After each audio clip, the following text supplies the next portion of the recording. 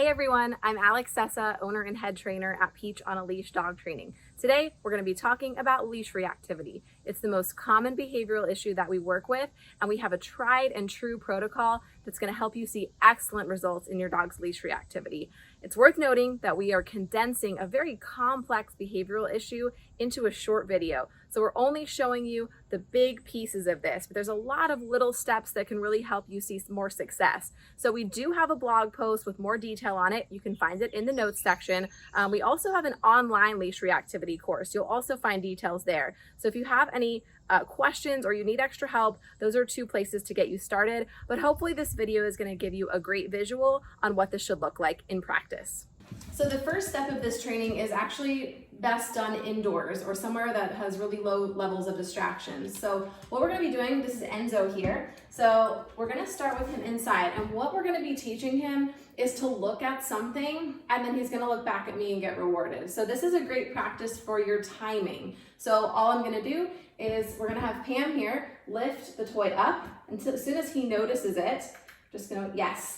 I'm going to say the word yes, and I'm going to reward him. So that word yes is our marker word. It's going to be marking the correct behavior, the behavior that we want from him, which at this point is just, hey, look at that thing. We're not prompting him to look at it. We're just waiting until he notices it. So let's do it one more time. So take it away and then bring it back. Yes. So we want to see that your dog is starting to respond to the word yes. They're looking back at you in anticipation that they're going to get something great. So same thing again. So we're just going to wait him out. There's no rush for him to look at it.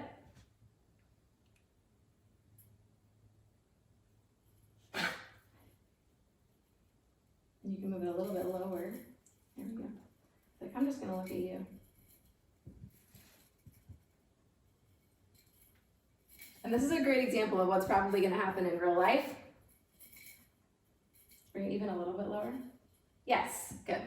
So that timing just has to be really precise and really specific for him. So you're going to practice this exercise a couple of times until you feel like you say that word and your dog is responding to you very quickly. Then you're ready to take it outside.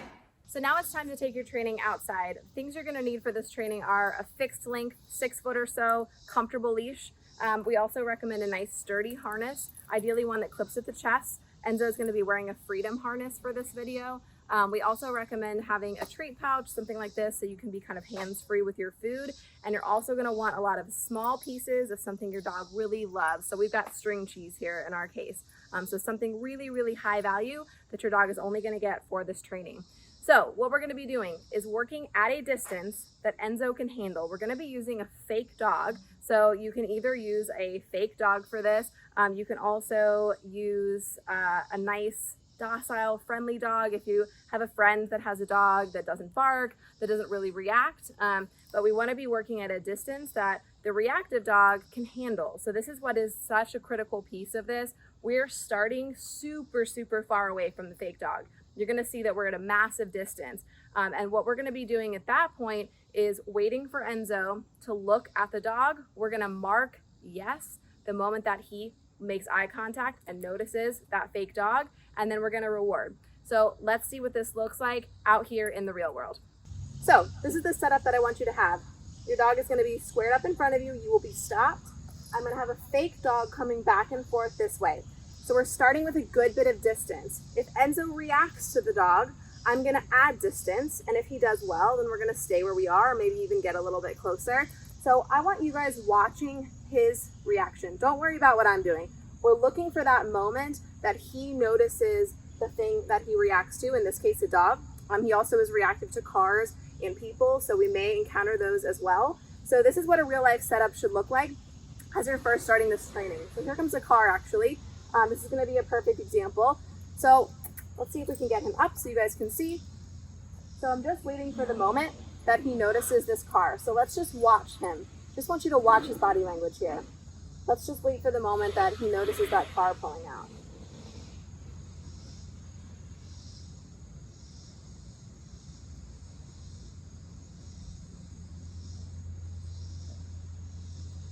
During this process, your dog should remain very calm and relaxed like this. Yes.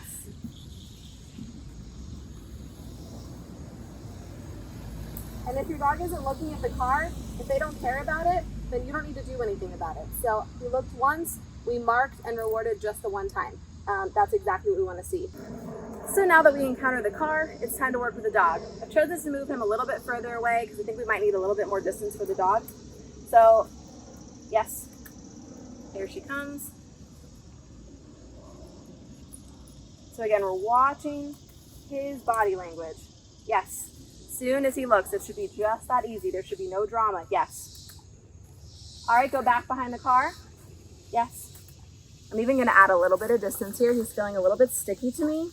So if you find your dog is hesitating a little bit before they take the food, then that's a reason to move further away.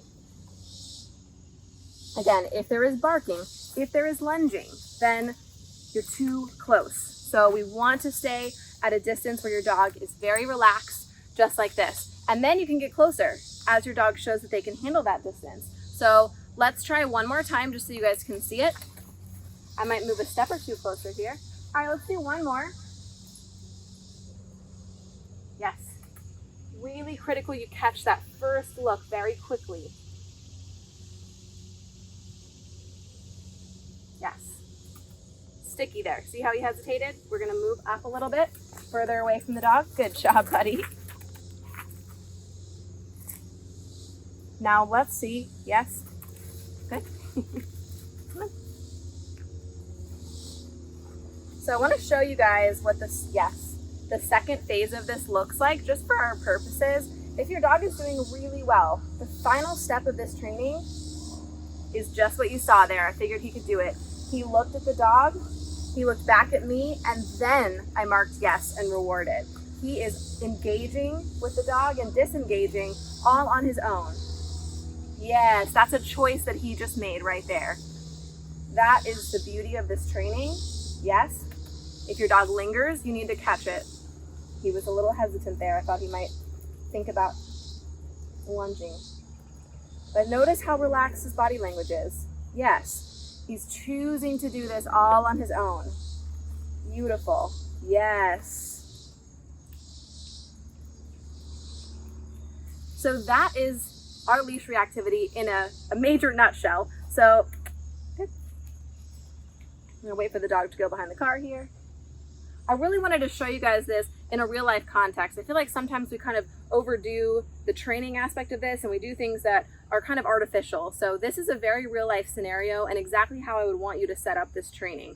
So if you have any questions about our leash reactivity protocol, please leave them in the comments below. And I hope you guys really enjoy this training, and it is a really powerful tool for your dog to empower them to make their own choices. So I'm really excited for you guys to get going.